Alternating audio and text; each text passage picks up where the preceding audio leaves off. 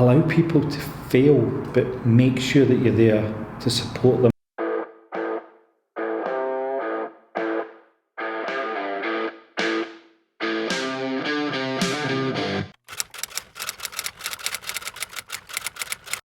So I'm Scott Kennedy. I'm the Global PMO Director for Maximus Gulf. That incorporates Sweden, Italy, Saudi Arabia, Dubai or the UAE, Singapore and South Korea.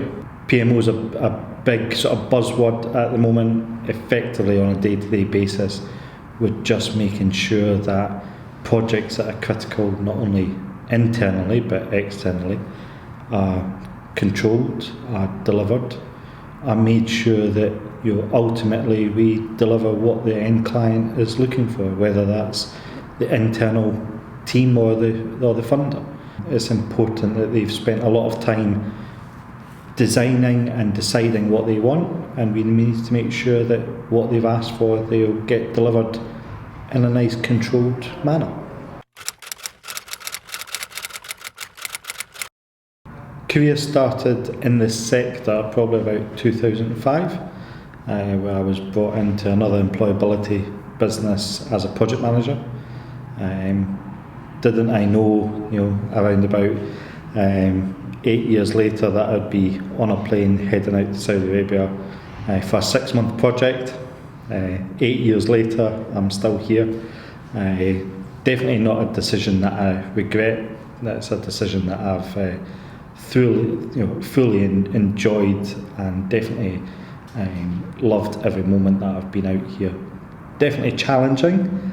You certainly need a lot of resilience, but I love the challenge. Over my career as a project manager, program director, certainly had some huge projects. I think the biggest one, and certainly one of the ones that I've keep as a sort of milestone, is £500 million of business, a £14 million project budget, 40 plus staff, and we managed to bring that project in on time, on budget.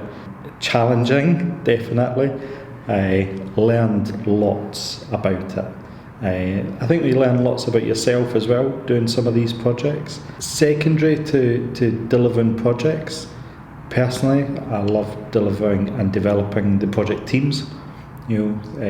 People like to say that they want to become a project manager.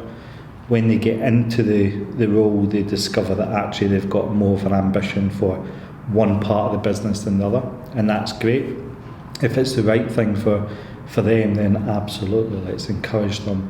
Let's move them into those roles and into those sectors as well. Ultimately, we're trying to deliver benefit for company and funders. Effectively does it, you've got so many buzzwords around about effectively does. I think for me, there's a couple of main things for me. One's communication. But for me, it's not so much just being good at communicating, it's been knowing your team, knowing what formats of communication that they react to and that they need. Also just remembering you never know what's going on behind them in their own personal life or the mitigating circumstances that are around them, and being very, very much sort of reactive towards that as well, so changing formats, etc. I know now I've got some members of the team that we literally communicate just on WhatsApp. We say physically hello, meet in the office, but I know that I can just drop them a few WhatsApps and check, and we can sense what's going on there. I've got other ones who, you need to spend more time on a one-to-one basis with. But I think the main one for me is about communication. Leading by examples, one that I've always, I think, held up. I'm very much a hands-on, roll my sleeves up, sort of project program lead. Very much also, get a lot of questions about why I'm doing certain things, why I'm unboxing furniture, building, testing IT kit, going out meeting people, etc. It's very much for me leading by example. I think the third one for me is around about developing people and developing my team. I'm pretty honoured to see some of my past team on LinkedIn and their success, and I'm not taking credit. They've been amazing. They've done it all themselves, but there is a little bit that think, we sort of at least just set you up on the right path, and you see their careers on various social media channels, and you keep in touch with them, and you see their careers taking off. I know I've been in touch with. He's now a friend of mine for over 15 years, and he's now regional director in a big retail business in the UK. He started off as a Saturday salesperson for me, and it's just, as I say, he's done that himself, but I like to think that we put the foundations in for him. I think the thing that's shaped my leadership style, and I would say it's changed over the years, it's definitely changed looking back. I've always been quite a competitive person, so I've always wanted to deliver things, and I suppose that's where project management really comes in. You get to see the end result. Sometimes you never get to see the ultimate benefit because it's going to an external party or funder, but you get to see the actual hard graft, the result of it. I think the competitive streak coming from my sort of background, personal life, that always driven me to make sure that we deliver on time, we don't let anybody down in regards to the client, and if we are missing timelines, that certainly we've told them about it, and we bring everybody on the journey with us. I would probably say, when I say my leadership style's changed, it's probably been from more a very instructional, directional leader to now what I hope to sort of be seen as is more of a development leader, and ultimately I'm trying to leave a bit of a legacy in Saudi.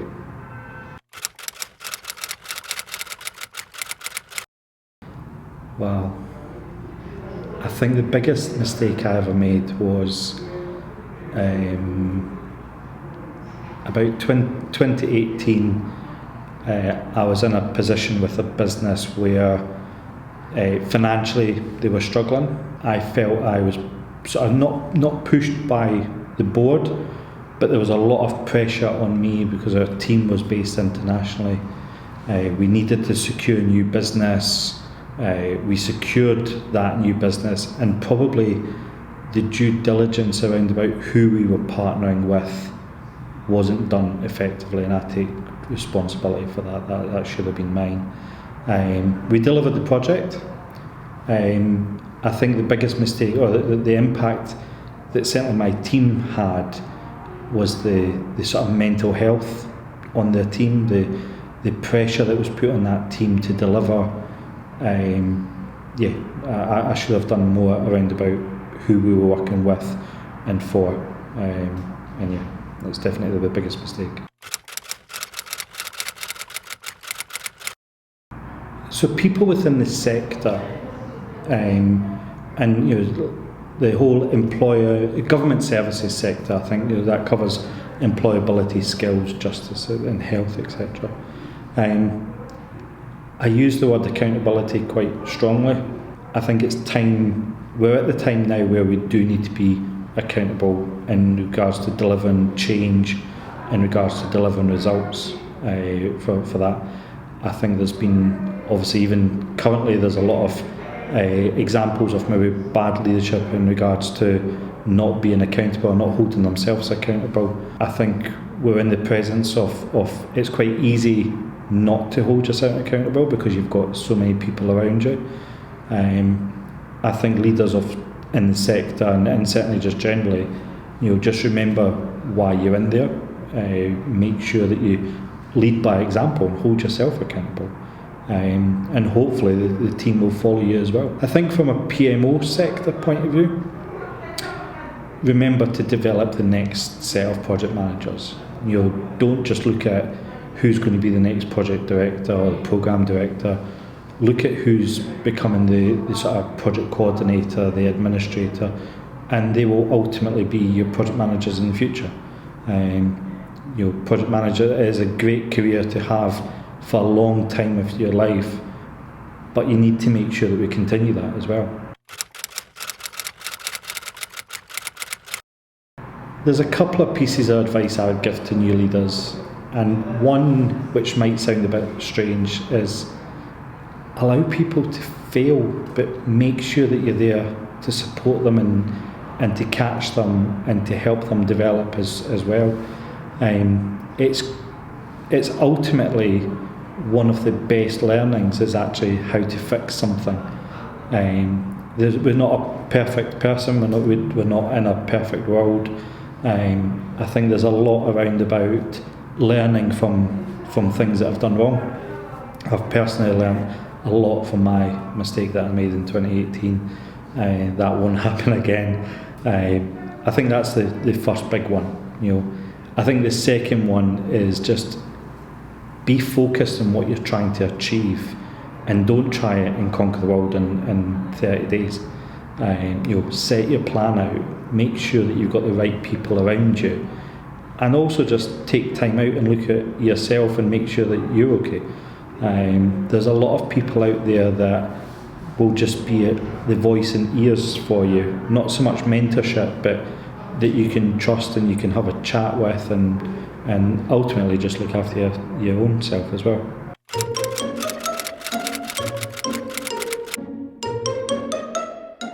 I learned from him a lot, and I'm still learning. Scott is one of those that got very kind of unique skills. Because everything that he asks or direct or coach me to do has a reason behind it, and he tells me exactly what it is. He likes to share with you his vision.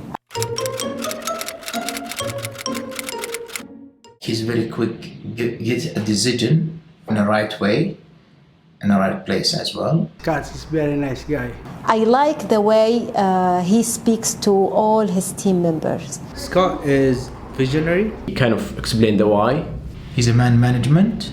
Regardless of your position, he likes to keep people involved. He really look after his team, so he make you don't worry, I'll look after you. He delivers. The team trusts each other. He's hardworking, really. Charisma. Dedicated. Teacher. And he's sincere.